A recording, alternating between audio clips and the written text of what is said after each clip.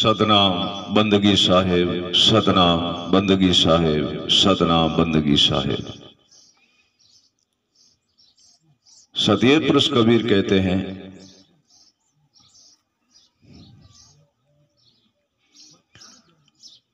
जीव जंत कीट पतंगा सबकी सुध करे। जीव जंत कीट पतंगा सबकी सुध करे, गर्भवास में करे पालना बाहर क्यों बिसरे। हे मनवा धीरज क्यों न धरे। साहिब कहते हैं, धीरज धर, गुरु स्मरण कर, गुरु भजन कर, गुरु वाणी कर, गुरु नाम स्मरण कर और सहन और शब्द गुरु विवेक और ज्ञान में लीन रहे। पंछी कहीं काम करने के लिए जाता नहीं है और जीव जानवर वह कोई मजदूरी नहीं करता है, कोई मजदूरी पे जाता नहीं है, उनकी सहायता करता है, गर्भवास में सहायता करता है।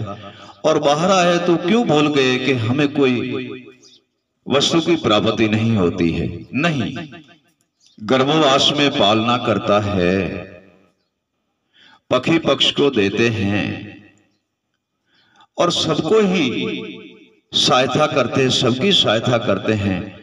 तो बाहर आके क्यों भूल जाते हैं कि हमें खाने के लिए नहीं मिलेगा, पीने के लिए नहीं मिलेगा। क्यों चिंता करते हो। चिंता नहीं करनी चाहिए। हाँ, अपने काम के अंदर लीन रहना चाहिए, अपने काम के अंदर लीन रहना चाहिए, कुछ करना ही चाहिए। खोजने से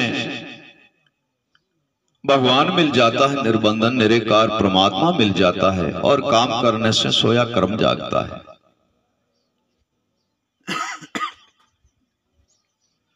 प्रिय सज्जनों, काम करने से सोया कर्म जागता है और सारा ही दिन सोया ही रहेंगे, सोया ही रहेंगे। और कोई पूछे आकर के आपकी ऐसी स्थिति क्यों है, भाई हमारे कर्म की बात है। अरे भाई, कर्म की बात नहीं है, आप घर पे सोए हुए हो, बैठे हुए हो, कहीं जाते नहीं, कहीं काम नहीं करते हो। किसी भी वस्तु की कैसे प्राप्ति होगी, नहीं होगी। उठो और काम करो और आपको आगे सहायता करने वाला तो ईश्वर है, निर्बंधन निराकार है। थोड़ा सा उठ करके काम कर लो, आगे आपका अनधन और सुखों का और आपके जो भी कार्य सिद्ध करना है वो ईश्वर करेगा, आपको कुछ करना पड़ेगा। साहब कहते हैं, करने से सब मिलता है, बिन करने न हो। करने से मिलता है, बिन करने से कुछ नहीं मिलता। करने से सब मिलता है, बिन करने न होए। कहे कबीर समझाए के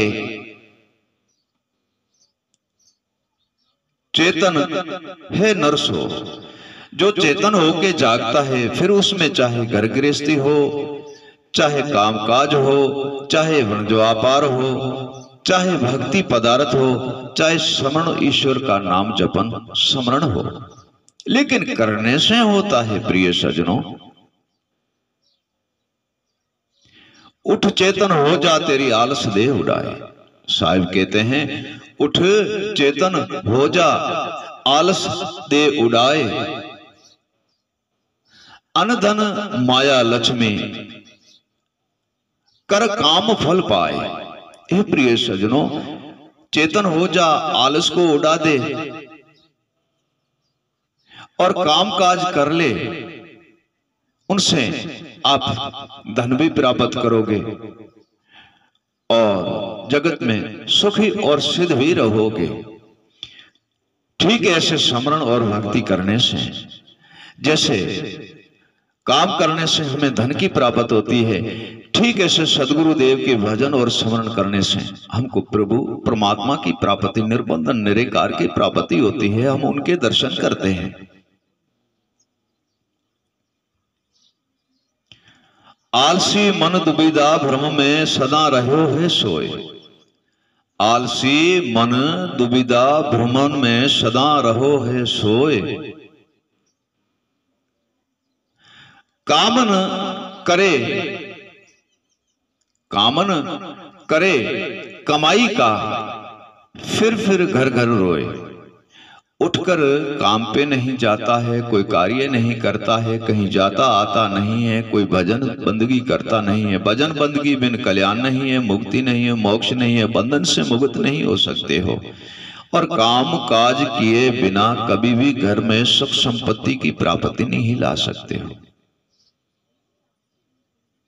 एक बार उठ के खड़े हो जाओ और आप काम पे चले जाओ तो आप कुछ ना कुछ तो लाओगे, परंतु खाली हाथ कभी नहीं आओगे। कुछ ना कुछ तो प्राप्त करोगे, खाली हाथ कभी नहीं आओगे। हे प्रिय सज्जनों, ऐसे ही नर चेतन हो जाते हैं और अपने आप को जागृत करके और अपने आप को गुरु चरण में जाते हैं लेकर के, और गुरु चरण के चरण द्वारे बैठ करके और उनकी शिक्षा, ज्ञान और विवेक, सहन और शब्द की प्राप्ति करते हैं और उनके नाम स्मरण और भजन में लीन रहते हैं। वह कभी दुखी नहीं हो सकता है। हे प्रिय सज्जनों, वह कभी भी दुखी हो ही नहीं सकता है। क्यों नहीं हो सकता है? कि उसके पास दो वस्तु का आधार है। एक तो उनके पास ज्ञान और विवेक का आधार है, और दूसरा अपने मन प्रतीत है तो दृढ़ का आधार है। वह दृढ़ है। ये दो आधार है। मन उनका हिलता डुलता नहीं है और निर्बंधन निराकार का सत्य ज्ञान उनके पास है।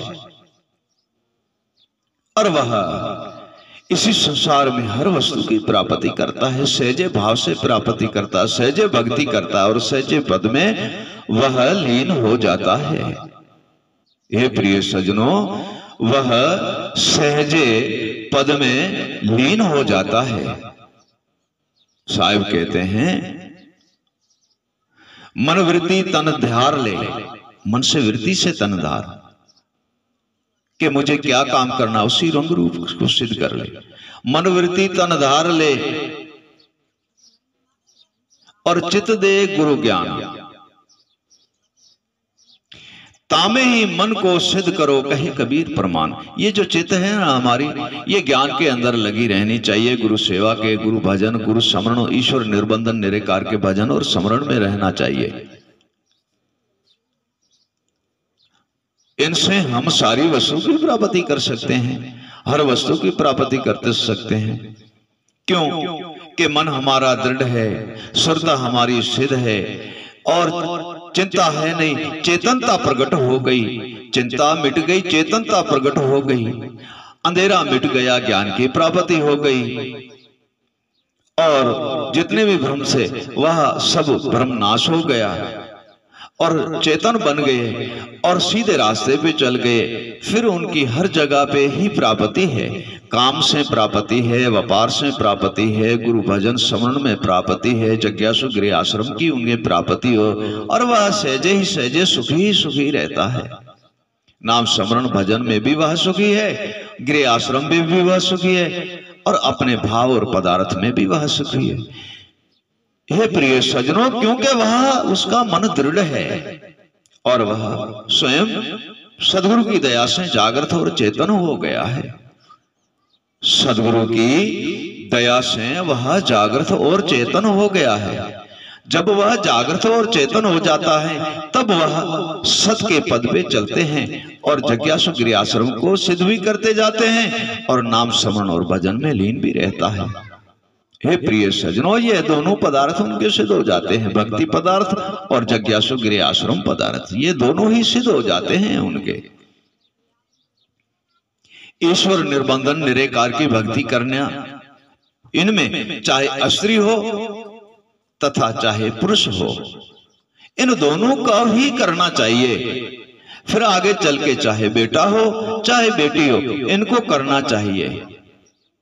हे प्रिय सज्जनों, सबको करना है एक भाव से, एक निज शिव रूप से रह करके और दृढ़ अपने आप को रख के और मन को एकता में लीन करके ये सर्वे ही कार्य करते हैं तो उनके कार्य सर्वे ही सिद्ध हो जाते हैं। प्रिय सज्जनों, उनके कार्य सर्वे ही सिद्ध हो जाते हैं।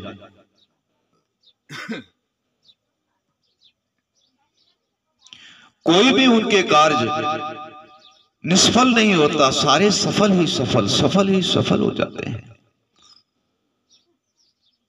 फिर उन्हें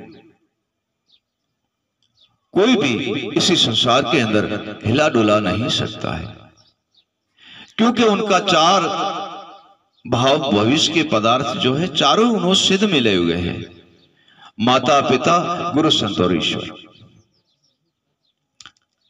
माता पिता की वह सेवा करता है, उनके आशीर्वाद से वो सदा ही सुखी रहता है और उनकी दया और कृपा से ज्ञानी गुरु मिलता है और संतों की कृपा होती है और ईश्वर का स्मरण प्राप्त करके निर्बंधन निराकार का दर्शन करता है।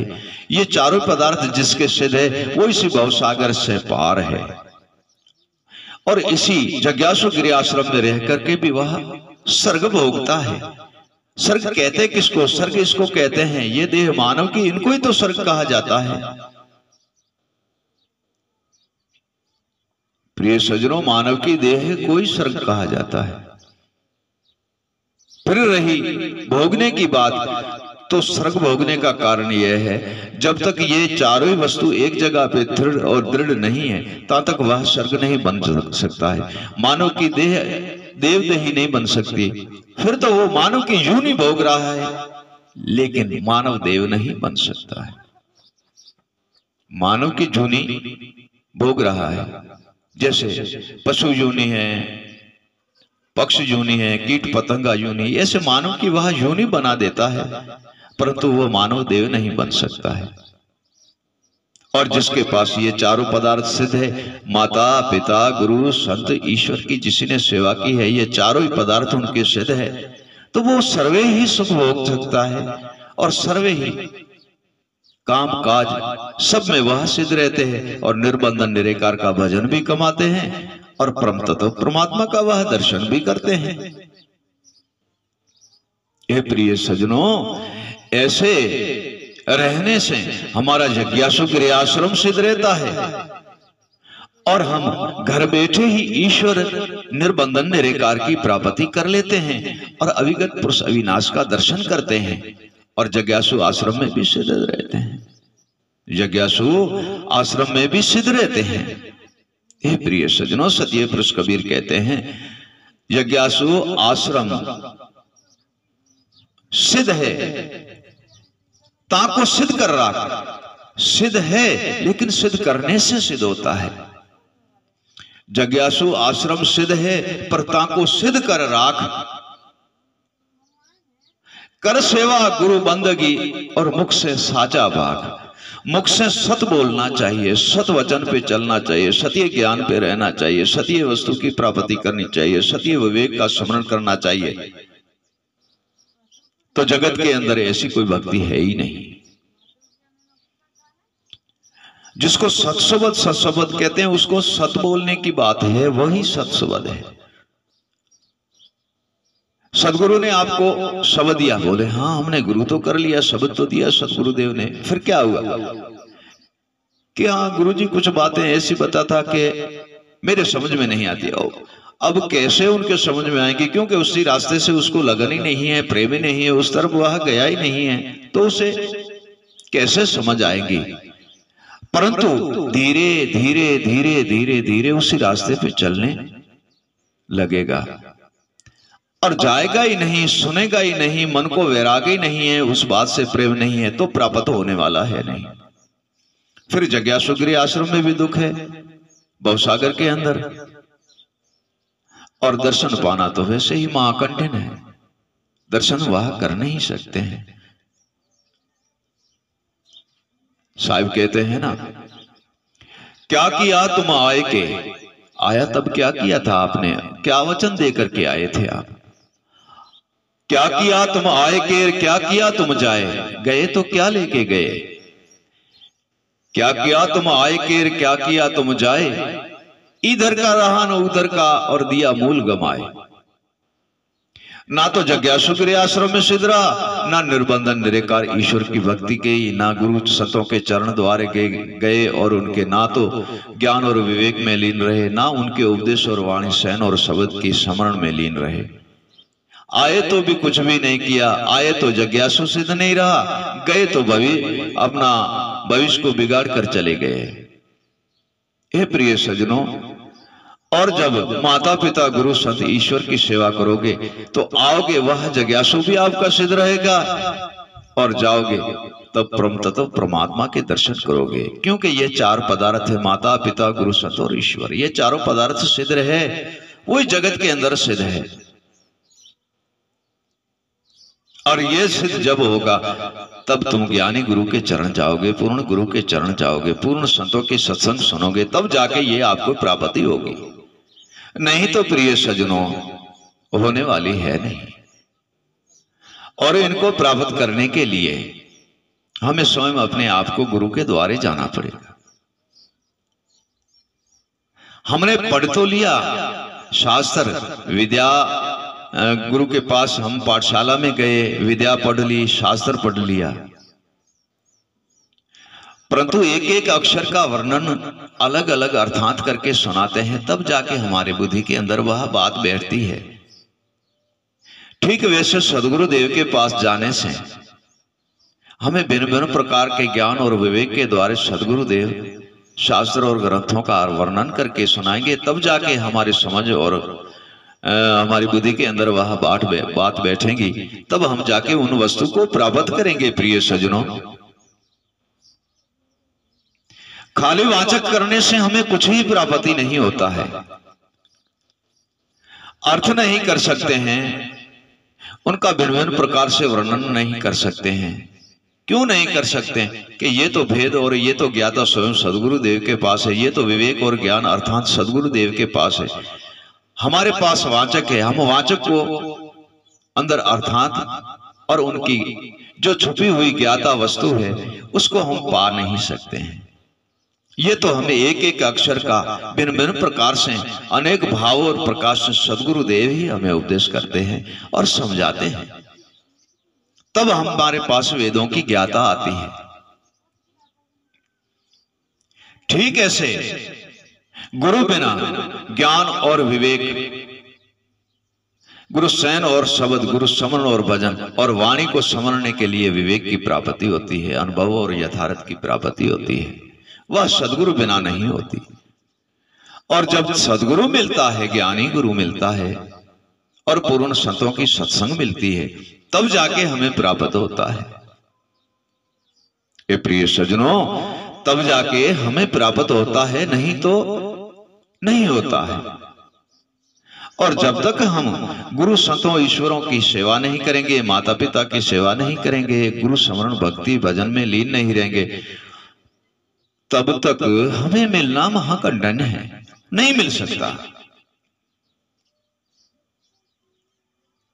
एक हमने दरखत लगा लिया, उसी दरखत के अंदर गर्म जल डालते हैं तो दरखत कैसे हरा होगा?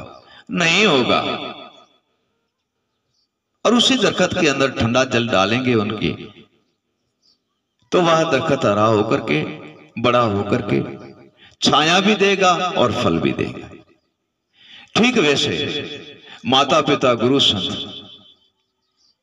इसी भवसागर में एक अपर बल शक्ति है, और ये हमारे ऊपर एक छाया है। इनको दुखाने से ना तो हमें दया की छाया मिल सकती है और ना ही हमें फलों की प्राप्ति हो सकती है। इनकी सेवा और भजन और सिमरन और ज्ञान विवेक में लीन रहने से, माता पिता की सेवा करने से, गुरु के ज्ञान विवेक और शब्द और सहन में लीन रहने से और संतों के सत्संग सुनने से हमें ठंडी वस्तु की प्राप्ति होती है और शुभ फलों की प्राप्ति होती है, और हम शीतल छाया में आनंद से रहते हैं। और हम फलों की प्राप्ति है सहजे भाव से रहते हैं। यह प्रिय सज्जनों, कुछ करने से हम मिलता है कि ये बिन मिलता नहीं है। हम करेंगे नहीं तो प्राप्त कैसे होगा? नहीं होगा प्रिय सज्जनों। जब हम इन सबको प्राप्त करेंगे तब सारी वस्तु की प्राप्ति हो जाएंगी। साहिब कबीर कहते हैं ना, कर स्मरण तन मन से।